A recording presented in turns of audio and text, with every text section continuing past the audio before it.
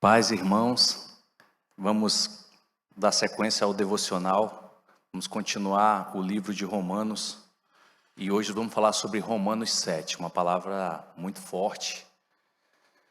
Então, Romanos 7, ele faz uma comparação com o casamento, ele fala da lei, ele faz uma relação entre a lei e o pecado e, por último, ele fala de uma luta interior, né? Então, Paulo fala, ele relata nessa carta uma luta interior que ele estava passando e que as pessoas passam, todos nós.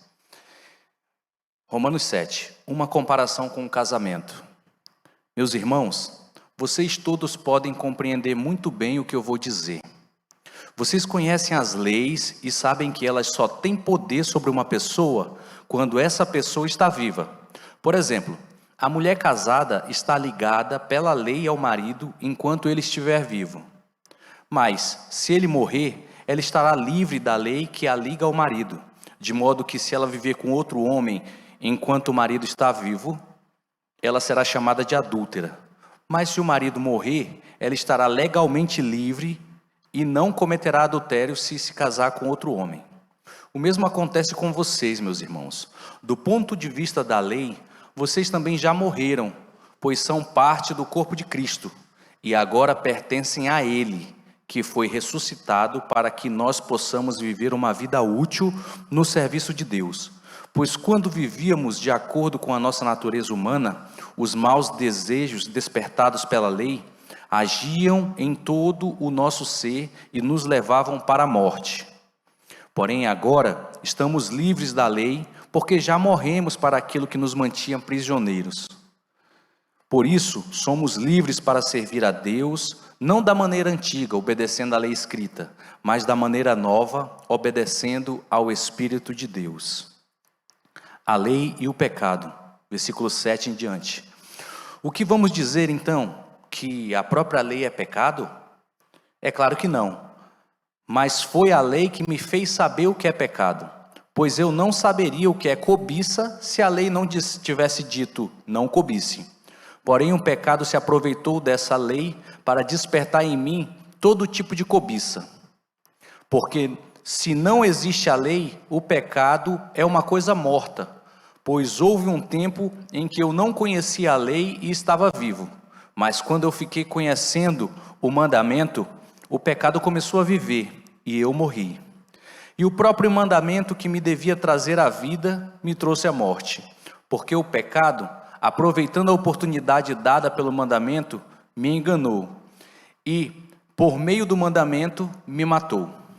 Assim, a lei vem de Deus e o mandamento também vem de Deus. Diz o que é certo e é bom. Então, será que o que é bom me levou à morte? Claro que não. Foi o pecado que fez isso, pois o pecado, usando o que é bom, me trouxe à morte. Para que ficasse bem claro aquilo que o pecado realmente é. E assim, por meio do mandamento, o pecado se mostrou mais terrível ainda. A luta interior, a partir do versículo 14. Sabemos que a lei é divina, mas eu sou humano e fraco e fui vendido ao pecado para ser seu escravo. Eu não entendo o que eu faço, pois eu não faço o que gostaria de fazer. Pelo contrário, eu faço justamente aquilo que odeio. Se faço o que eu não quero, isso prova que eu reconheço que a lei diz que é certo. E isso mostra que, de fato, já não sou eu quem faz isso, mas o pecado que vive em mim é quem faz. Pois eu sei que aquilo que é bom não vive em mim, isto é, não vive na minha natureza humana. Porque mesmo tendo dentro de mim a vontade de fazer o bem, eu não consigo fazê-lo, pois não faço o bem que eu quero, mas justamente o mal que eu não quero fazer é o que eu faço. Mas, se faço o que eu não quero, já não sou eu quem faz isso, mas o pecado que vive em mim é que faz. Assim eu sei que o que acontece comigo é isto: quando eu quero fazer o que é bom, só consigo fazer o que é mal. Dentro de mim eu sei que eu gosto da lei de Deus, mas eu vejo uma lei diferente agindo naquilo que eu faço. Uma lei que luta contra aquela que a minha mente aprova. Ela me torna prisioneiro da lei do pecado que age no meu corpo. Como eu sou infeliz. Quem me livrará deste corpo que me leva para a morte? Que Deus seja louvado, pois Ele fará isso por meio do nosso Senhor Jesus Cristo. Portanto, esta é a minha situação. No meu pensamento, eu sirvo a lei de Deus, mas na prática, eu sirvo a lei do pecado. Romanos 7. Vamos fechar os olhos, meus irmãos. Oh, meu Senhor, obrigado por essa palavra, Pai. Que o Senhor nos dê entendimento, Pai, para entender aquilo que o Senhor quer para a nossa vida, aquilo que o Senhor quer para a nossa igreja, Pai. Eu peço que o Senhor me use para transmitir a mensagem conforme a sua vontade, Pai. Conforme a vontade que o Senhor tem para a vida de cada um e para a vida da nossa igreja. Agradeço, meu Deus, por tudo que o Senhor tem feito nas nossas vidas e na nossa igreja. Peço que o Senhor abençoe cada pessoa que está vendo esse devocional. Em nome de Jesus, amém. Então, meus irmãos, nesse capítulo 7, é uma continuação da carta de Paulo. Da carta de Paulo não é só esse capítulo 7.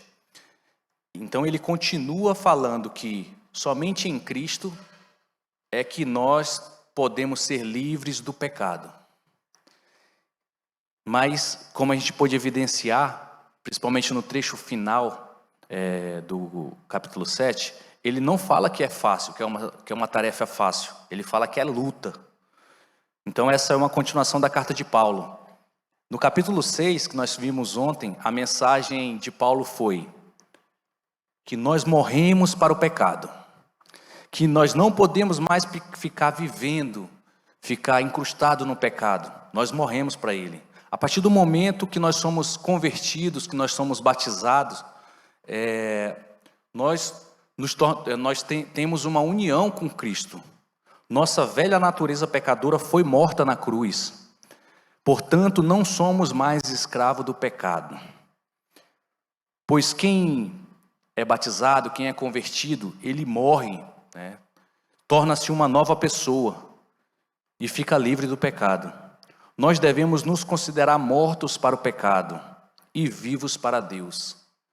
O pecado não nos dominará mais, pois não somos controlados pela lei. Não somos controlados mais pela natureza humana, mas somos controlados pela graça de Deus. E mais um versículo que tem no capítulo 6, creio que todos conheçam, o salário do pecado é a morte, mas o presente gratuito de Deus é a vida eterna.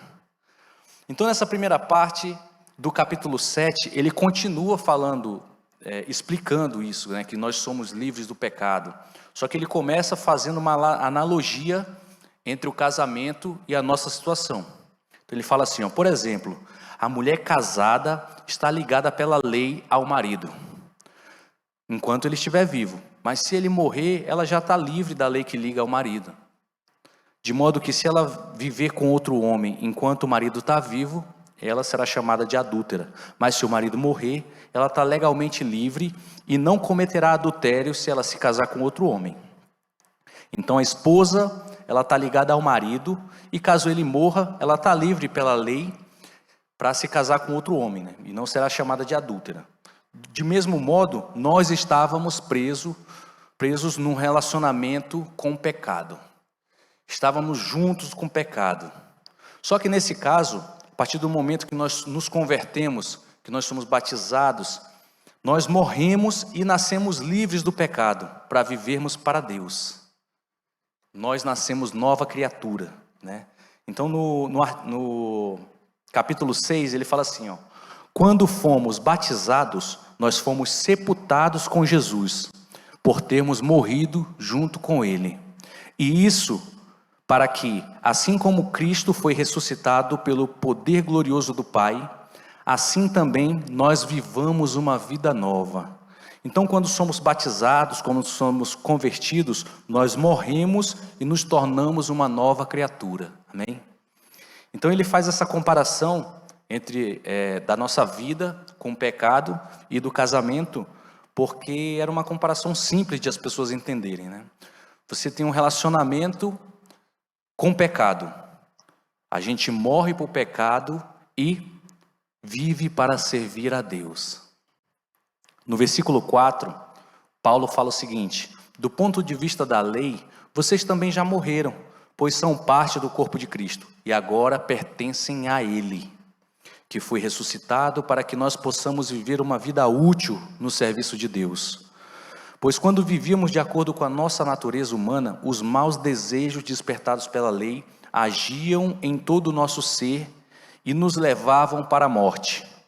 Porém, agora estamos livres da lei, porque já morremos para aquilo que nos mantinha prisioneiro, pois somos livres para servir a Deus, obedecendo ao Espírito do Senhor. Então, antes de conhecermos a Cristo, nós estávamos sob o poder do pecado, presos na lei do pecado. Só que agora nós fazemos parte do corpo de Cristo. Vivemos para servir a Deus. Esse tem que ser o nosso objetivo. Vivermos para dar fruto para o Senhor, para trazer outras pessoas para o Senhor, para testemunhar em nossas vidas a presença de Deus. Nós morremos para aquilo que nos mantinha prisioneiro. Não somos mais escravos do pecado.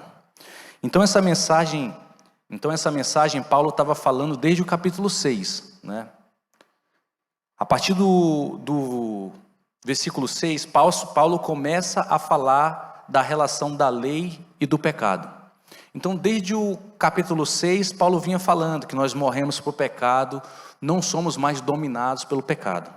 Agora ele faz uma comparação, porque a priori dá para entender que a lei não é boa. Mas aqui ele fala, a partir do versículo 6, ele fala que a lei não é ruim. A lei, ela evidencia o pecado. Versículo 6 fala assim: estamos livres da lei porque já morremos para aquilo que nos mantinha prisioneiro. Ele fala que antes nós obedecíamos a lei, mas estávamos presos ao pecado. Então a lei, ela evidenciava o pecado. Então, por exemplo, a pessoa pensava assim: poxa, eu queria roubar aquele gado ali do vizinho, mas eu não vou fazer isso porque senão eu posso ser preso. Ou então eu posso ter um membro do meu corpo cortado. E aí ela não fazia por medo do que podia acontecer com ela, né? O medo da lei fazia a pessoa não pecar. Mas a partir do momento que Deus começa a fazer parte da nossa vida, nós morremos para essas amarras do pecado e estamos livres da lei. Nós não precisamos mais fazer ou deixar de fazer algo por causa da lei, por causa do que pode acontecer com a gente, né? Por causa da punição. A gente não precisa mais disso, pois nós estamos obedecendo o Espírito do Senhor. É interessante nós lembrarmos, né, quando Jesus, às vezes, ele fala da lei também. Então, Jesus, ele fala, em alguns casos da lei, aumentando o poder dela. Então, por exemplo, ele fala assim, a lei falava que adultério é pecado. Só que Jesus fala assim: se você olhar para outra mulher, se você olhar para outro homem com olhos impuros, você já pecou, você já cometeu adultério. Então nós devemos ser guiados pelo Espírito do Senhor, devemos buscar o Senhor para nos guiar em todas as situações, para guiar todos os nossos passos. Então a mensagem que Paulo deixou até aqui foi a seguinte: nós morremos para o pecado. Não podemos ficar vivendo no pecado. Se eu sou batizado, eu sou unido com Cristo. Nossa velha natureza pecadora foi morta na cruz. Portanto, não somos mais escravos do pecado, pois quem morre, quem é batizado, quem é convertido, fica livre do pecado porque se torna nova criatura. O pecado não nos dominará mais, pois não somos controlados pela lei, não somos controlados pela nossa natureza humana, mas sim pela graça de Deus. Então é possível que a gente pense o seguinte: se quando nos convertemos, se quando somos batizados, somos libertados das amarras do pecado, não somos mais escravos do pecado, e como é que fica a minha situação que eu vivo cometendo pecado? Será que eu nunca fui convertido? Será que eu nunca nasci de novo? Ou será que eu ainda estou preso no poder do pecado? Será que eu não fui realmente libertado do pecado? Será que eu não fui livre? Será que é assim que funciona? Vamos ver o que o Paulo fala a partir do versículo 14. Ele fala o seguinte: sabemos que a lei é divina, mas eu sou humano e fraco, e fui vendido ao pecado para ser seu escravo. Eu não entendo o que eu faço, pois eu não faço o que eu gostaria de fazer. Pelo contrário, eu faço justamente aquilo que odeio. Se eu faço o que eu não quero, isso prova que reconheço que a lei diz que é certo. E isso mostra que de fato já não sou eu quem faz isso, mas o pecado que vive em mim. Pois eu sei que aquilo que é bom não vive em mim, isto é, na minha natureza humana. Porque mesmo tendo dentro de mim a vontade de fazer o bem, eu não consigo fazê-lo. Pois eu não faço o bem que eu quero, mas justamente o mal que eu não quero, isso é o que eu faço. Mas se eu faço o que eu não quero, já não sou eu quem faz isso, mas o pecado que vive em mim. Assim eu sei que o que acontece comigo é isto: quando eu quero fazer o bom, o que é bom, só consigo fazer o que é mal. Dentro de mim eu sei que eu gosto da lei de Deus, mas eu vejo uma lei diferente agindo naquilo que eu faço. Uma lei que luta contra aquela que a minha mente aprova. Ela me torna prisioneiro da lei do pecado que age no meu corpo. Como eu sou infeliz. Quem me livrará deste corpo que me leva para a morte? Que Deus seja louvado, pois Ele fará isso por meio do nosso Senhor Jesus Cristo. Portanto, esta é minha situação. No meu pensamento eu sirvo a lei de Deus, mas na prática eu sirvo a lei do pecado. Então Paulo evidencia aqui esse conflito que aflige todos nós, né? Pois eu não faço o bem que eu quero, mas justamente o mal que eu não quero fazer, isso é que eu faço. Então a gente sabe, né, que o que Deus quer.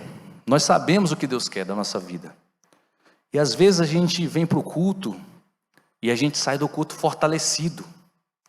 A gente sai do culto realmente, novamente entendendo o primeiro amor. Entendendo o que Deus quer para a nossa vida. Ou então a gente sai fervoroso de um congresso. Sai banhado pelo Espírito Santo do congresso. E a gente pensa assim: não vou mais pecar, eu não vou desagradar a Deus, vou viver segundo o que Deus quer para a nossa vida. E quando a gente percebe, já estamos desagradando o Senhor. Então nós vivemos esse conflito que Paulo relatou. Paulo nos mostra que mesmo o cristão, mesmo o que nasceu de novo, mesmo o que morreu com Cristo na cruz e nasceu de novo, se tornou nova criatura, foi convertido, mesmo os que estão na igreja todos os dias dedicados, terão que lutar contra o pecado. Terão que lutar contra a nossa própria natureza pecaminosa.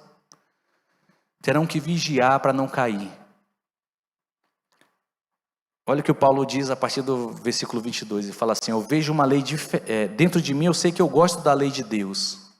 Então ele quer fazer o que Deus quer para a vida dele, mas ele vê uma lei diferente agindo quando ele faz as coisas. Uma lei que luta contra a lei de Deus.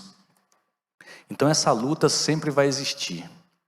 E nós precisamos estar preparados para não cair. Temos que ter em mente que só quem pode nos libertar das amarras do pecado é o Senhor. Só Ele que tem o poder de nos fazer vencer o pecado. Tem gente que pensa que pode vencer o pecado com as suas próprias forças, né? Com a sua força de vontade, com a sua mente. Só que isso é erro. Isso é erro. Nós temos uma natureza pecaminosa. Não temos forças para vencer o inimigo. Não temos forças para vencer o pecado. Não temos forças para resistir às tentações do inimigo.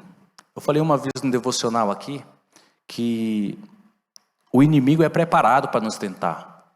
Ele tentou Jesus. Ele esperou Jesus sentir fome e foi tentar Jesus. Então, ele espera um momento oportuno para tentar. Ele conhece a palavra do Senhor. Quando ele foi tentar Jesus passou 40 dias jejuando. Ele foi tentar Jesus e ele citou um trecho da palavra do Senhor. É claro que Jesus não ia cair, né, na cilada do inimigo. Mas do mesmo jeito que ele foi tentar Jesus, ele foi ousado o suficiente para tentar Jesus, ele tenta diariamente nossas vidas.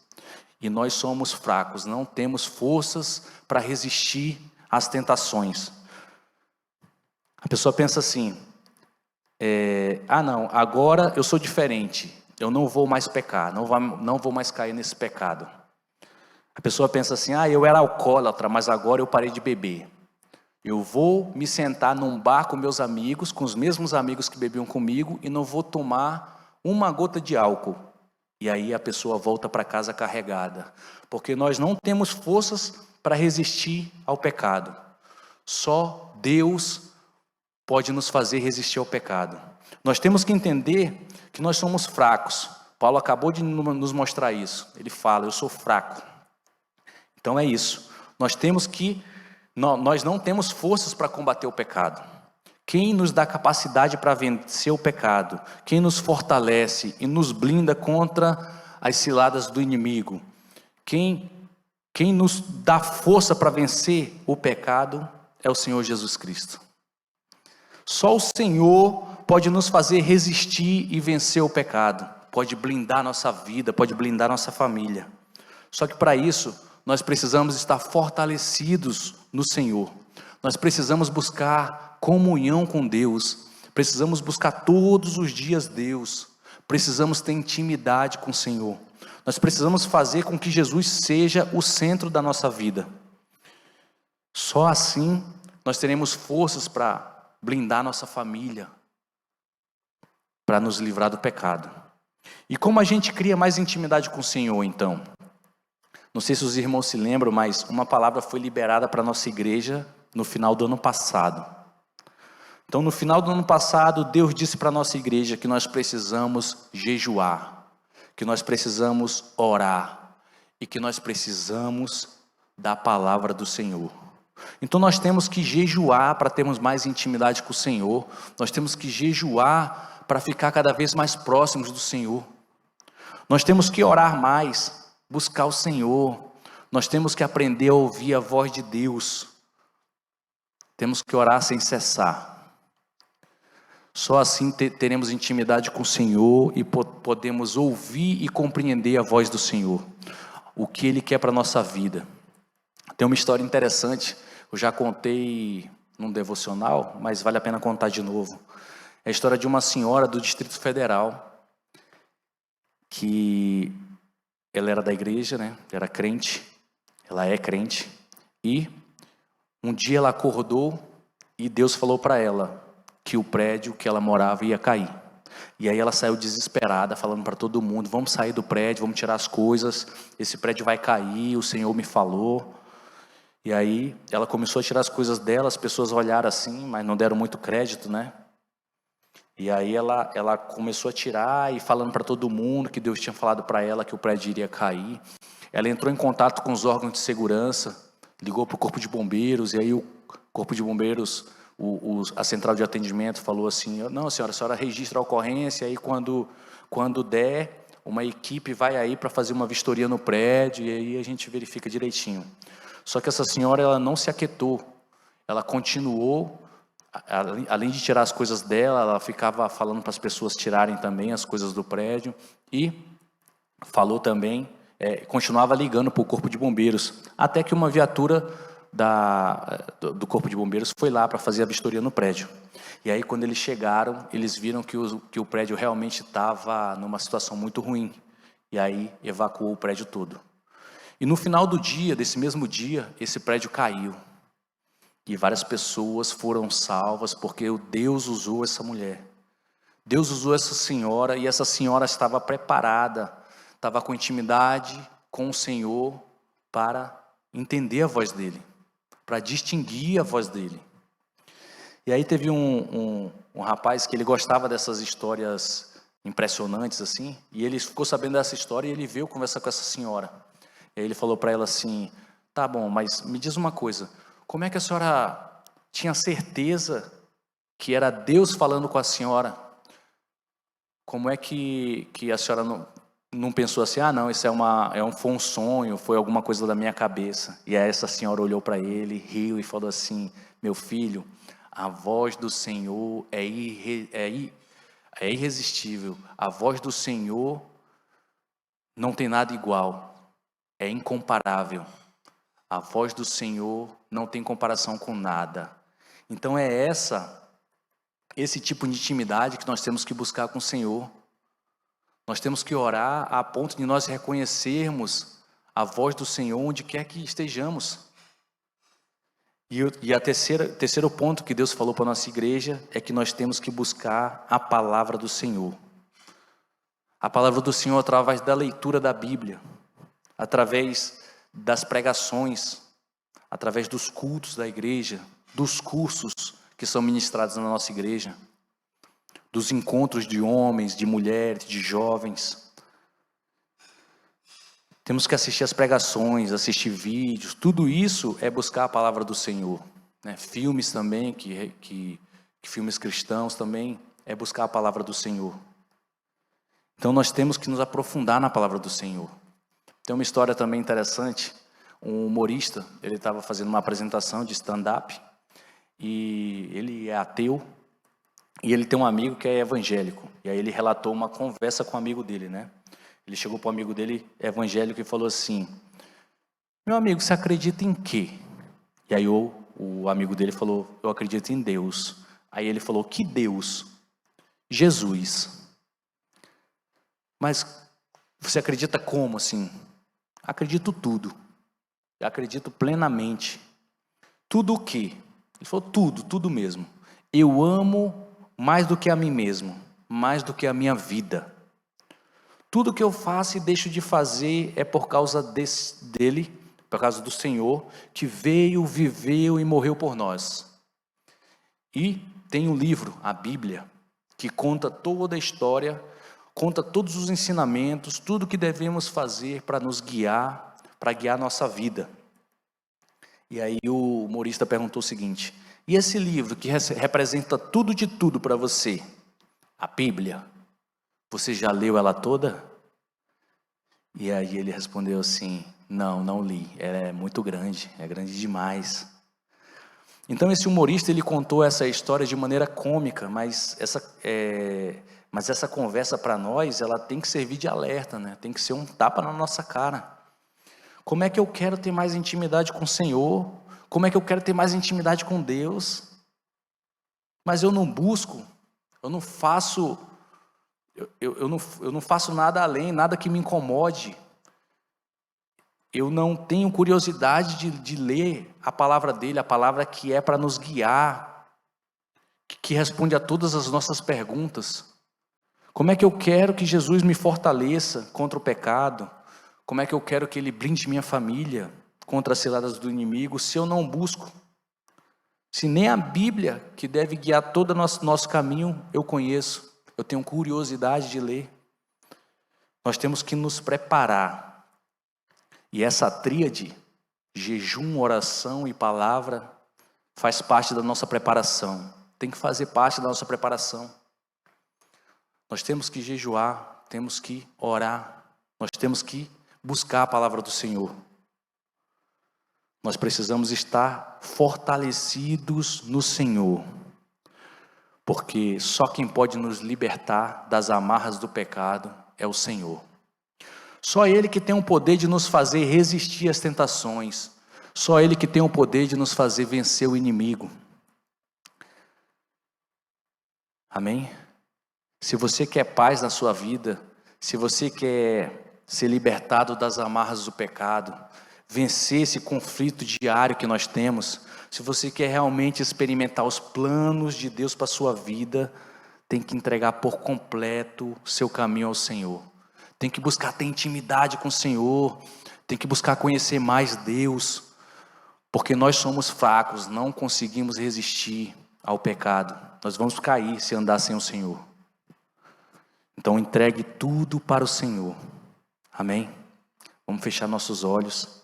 Senhor Deus, nós nos colocamos agora, Pai, nas Tuas mãos. Pedimos que o Senhor venha blindar nossas vidas, venha blindar nossa família, venha blindar o nosso casamento, nossos relacionamentos contra a armadilha do inimigo, Pai. Nos fortaleça, Pai, pois somos fracos. Nos fortaleça contra o pecado, contra as armadilhas do inimigo, Pai. Pedimos, meu Deus, que o Senhor tire de nós toda acomodação, toda preguiça, toda soberba, tudo de ruim que tem nos afastado do Senhor, tudo de ruim que tem nos impedido de ter mais intimidade com o Senhor. Meu Deus, nos fortaleça, Pai, para que cada dia mais tenhamos ânimos para te buscar, te louvar e te glorificar. Eu peço que o Senhor perdoe todos os nossos pecados, Pai. E eu peço também que o Senhor abençoe todas as pessoas e todas as famílias da nossa igreja, da nossa nação. É isso que eu te peço, Pai, em nome de Jesus. Amém. Então essa é a palavra de hoje.